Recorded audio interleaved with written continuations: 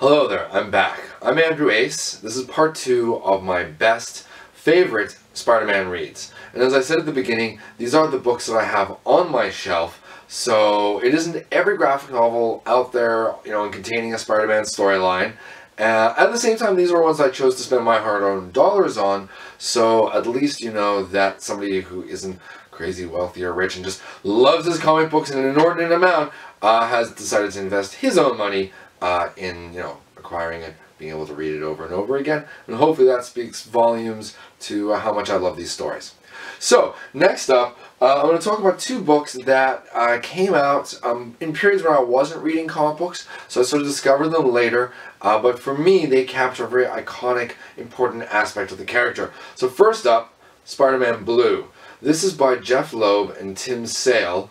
Tim Sale's artwork you might recognize from Heroes, the TV show. He's also worked on Batman, The Long Halloween, Batman Dark Victory, Hulk Gray, Daredevil Yellow, and those last two, along with this, form stories that look back at the character's earlier days.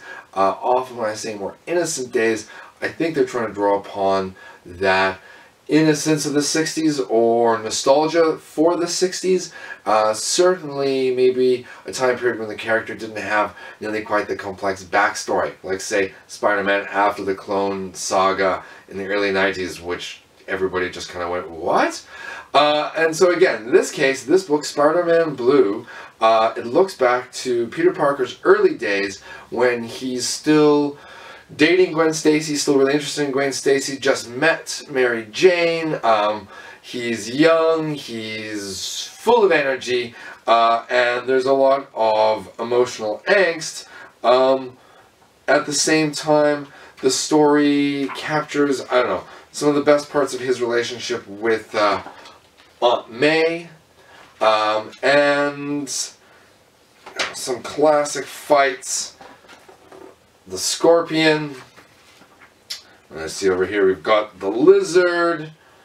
And actually what's neat about this book is that it takes place, I believe, between two issues. I can't remember off the top of my head, and most of these reviews are just stream of thought consciousness. But I remember correctly reading a while ago and realizing that sort of the character swings off to go visit someone at the coffee shop, at the Coffee Bean.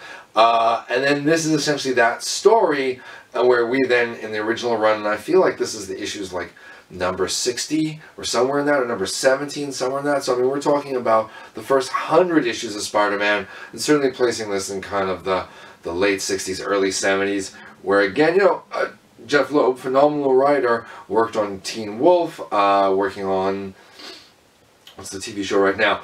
Agents of S.H.I.E.L.D., I believe, on Arrow.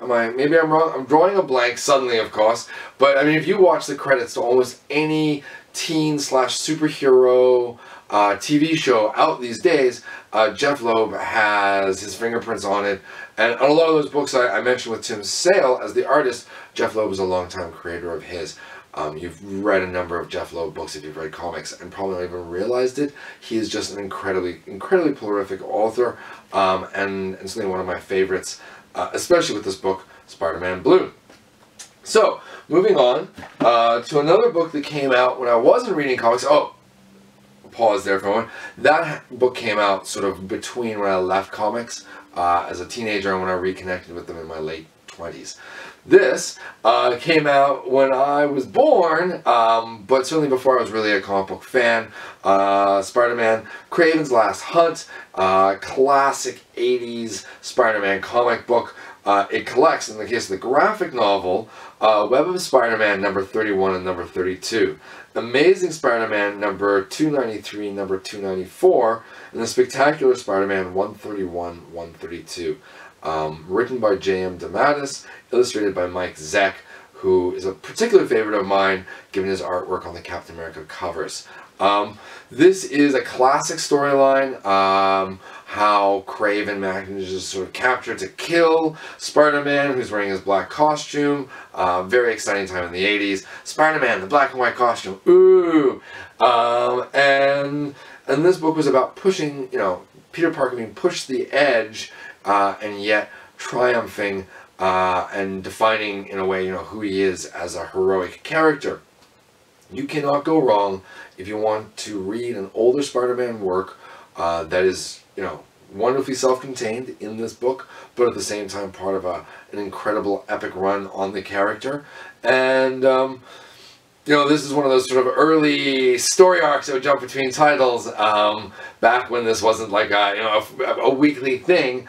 And again, what makes it great is this graphic novel is certainly a lot easier to find than some of those issues, which can be a little bit pricey at times. So, Spider-Man, Kraven's Last Hunt, one of my favorite Spider-Man graphic novels. So, I want to take another break before coming back for part 3. Yes, I still have a few more Spider-Man graphic novel, comic book storylines that I want to mention before I'm done. So, check me out, Andrew Ace, UYS999 online, and yeah, tune back in for the next episode. Bye!